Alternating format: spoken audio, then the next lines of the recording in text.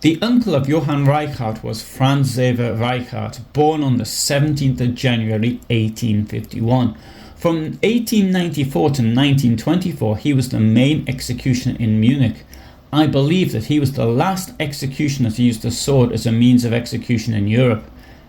In his execution career, Franz Xaver Reichart took part in 26 executions as an executioner's assistant and 43 times as the main executioner. This photograph shows Franz Xaver Reichart on the right on the 2nd of May 1894. The photograph was taken in Hamburg shortly before the execution of a death sentence. He retired in 1924 and the post was offered to his nephew Michael. Michael refused the offer, which then went to his second nephew, Johann, who wrote to the Bavarian Justice Ministry. Now that the previous appointee has retired, the position for Bavaria has become available and I would like to be considered for it, Reichart wrote. His application was successful and he took over this office on the 27th of March 1924. On the 24th of July 1924, Johann Reichart carried out his first execution. He had, of course, been practicing using dolls and a corpse. The worry of how it would go with a real person had prevented him from sleeping, so in the middle of the night he got up and checked that the guillotine had been properly set up in the workyard of the Landshut Regional Court prison. He then tested it out one more time. He pulled the locking lever and the guillotine came flying down. Later that day, 2 people were executed.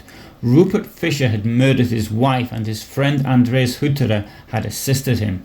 They were both sentenced to death for this crime. Fischer was first. A court clerk read out the verdict. A clergyman prayed for the condemned and then Fischer's hands were tied behind his back. The executioner's assistant strapped Fischer to the vertical tilting board and brought him to a horizontal position and positioned him under the guillotine. The neckband was closed. Reichart released the locking lever and the blade fell from a height of 2 meters. Fischer's head fell into the waiting basket. The blood rushed behind a zinc drainer into it. Sawdust and wood chips absorbed the blood. A doctor diagnosed death. Johann Reichart announced, "The sentence has been carried out." The whole thing took around 4 minutes from when the condemned was led into the yard. Hutterer was brought in shortly afterwards and the process was repeated. The public prosecutor congratulated Reichart on a job well done and wished him well for future executions.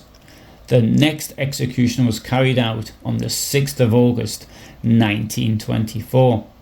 This photograph was taken in Regensburg Regional Court Prison in 1925. Johann Reichart is in the centre.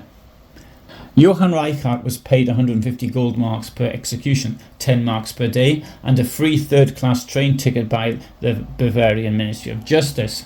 If he had to travel further afield, he was allowed to travel by express train. This was another perk of the job. He could also claim for the expense of carrying the guillotine. Being an executioner was a part-time occupation.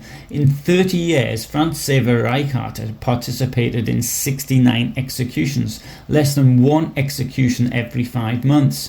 Therefore, the executioner needed a normal job to pay the bills. However, in Weimar Germany, the number of executions decreased. In Bavaria, there was only 1 execution in the whole of 1928. There was also a stigma attached to being an executioner. People didn't want to do business with them.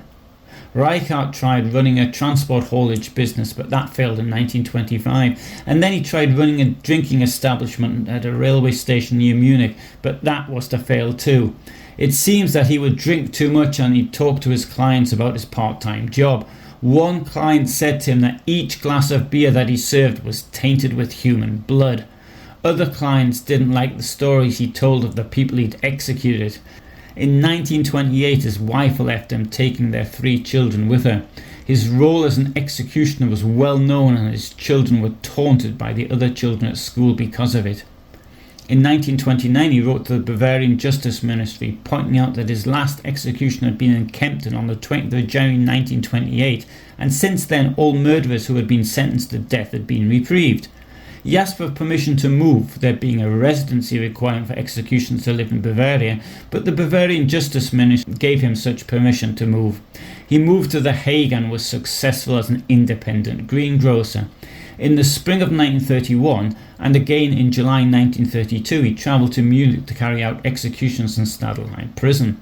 In July 1932 several Dutch newspapers republished articles about Reichhart's part-time job and he lost customers as a result.